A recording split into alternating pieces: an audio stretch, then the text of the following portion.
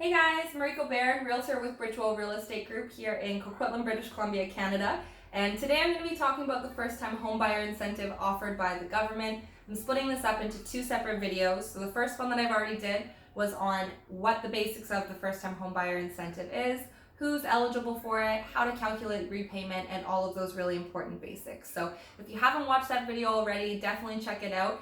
I will leave the link down in the description. It's definitely the better video to start with so you can just get an understanding of how everything works. Now this video is going through some more concrete examples of first-time homebuyer incentive and how to calculate it. But just as a Cliff Notes version of what the incentive is, it's not to be confused with the BC Home Partnership, which was a down payment matching scheme.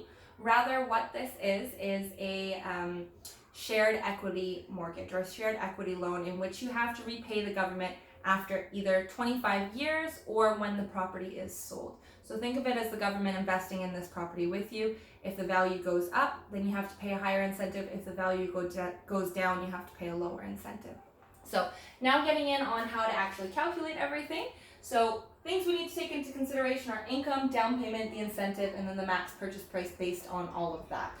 So your income, the way that they deal with it is you have a max qualifying income of up to $120,000. If you're purchasing this with a spouse or someone else, then that means your combined income cannot exceed $120,000. So you take whatever your income is and then you multiply that by 4. That's the restriction that they have. So you multiply that by 4 and then that means that whatever that number is times 4 is going to be your max borrowing amount that you can qualify for in order to qualify for this first-time homebuyer incentive.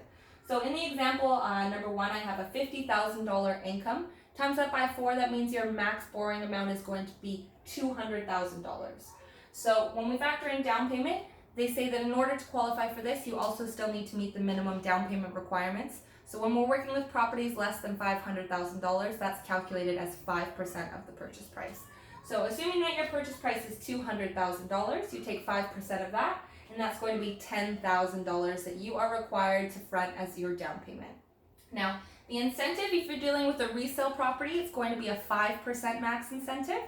If you're dealing with a pre-sale property or a new build property, you can either qualify for a 5% or a 10% incentive. But with this first example here, let's just stick with the 5%, assuming it's a resale property. So that is calculated as 5%, again, of $200,000, which equals $10,000 that the government is going to offer you as an incentive. Now, remember, this incentive is based on the fair market value of the property when sold or when repaid, either after 25 years or when sold, whichever one comes sooner. So for example, let's say the value of this property is $200,000 now, but you decide to repay it in 5 years and it's worth $300,000. That means that then your repayment amount also increases. It's going to be 5% of $300,000, which is $15,000. So your repayment amount goes from $10,000 to $15,000. Alternatively, if the market value of the property goes down to say $100,000, then you only need to pay 5% of that $100,000. So it fluctuates, and that's why it can be seen as an investment by the government. If your property value goes down, you pay less. If your property value goes up, you pay more. If it stays the same, you basically pay exactly what you had originally calculated. So that's how the incentive works. The purchase price maximum is going to be whatever your max qualifying borrowing amount is. In this case, we had calculated that as $200,000. The incentive forms a part of that $200,000, and then you add your down payment, which was $10,000, which is why we come up with an example of $210,000 as your maximum purchase price. So this is example number 1. Now example number 2 is taking into consideration the maximum qualifying amount in terms of the income, which was $120,000. So let's say you and your spouse together make $120,000. You multiply that by 4 because that's a restriction of the amount that you can borrow. 120 times 4 is $480,000.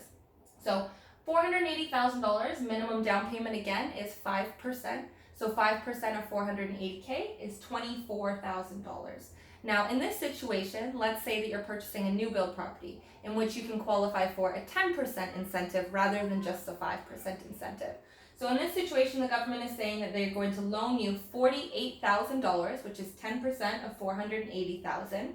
And then all of that together is $480,000 with that 10% included in that, the $24,000 down payment that you have, that equates to a total maximum purchase price of $504,000. So these are two examples of how they can work. Again, you know, that 4-time restriction on your income, it doesn't really work for a lot of properties when you are looking to purchase in the Lower Mainland, but it's certainly an effort by the government to help with affordability and just lower the monthly mortgage payment that you are going to take. One of the great things about it is that it's a non-interest bearing loan, and again, you know, if the property values go down, you do lower your risk because you're not going to have to repay the amount that you had originally calculated as per your incentive. You pay the percentage of fair market value, and then if it ends up swinging up the other way, then yes, you're going to have to pay more, but at least your property value has gone up, so you'll hopefully get a higher net profit from that. But this is the basics on how it works. Again, you know, just with this example right here, I just want to note that there is a property transfer tax exemption for first-time home buyers. If you're purchasing a property that's less than $500,000, then you may be exempt from that as well. So it's always good to try and keep your purchase price as lower than $500,000 to max out the amount of exemptions that you can qualify for here in BC. If you have any questions about this or other exemptions offered by the government, or if you're a first-time home buyer and you just want to learn more about how to purchase a property and the whole process, again, my name is Mariko. I'm always here to help. Let me know if you guys have any questions, and I hope that this video was super helpful and informative for you. Have a good one, guys.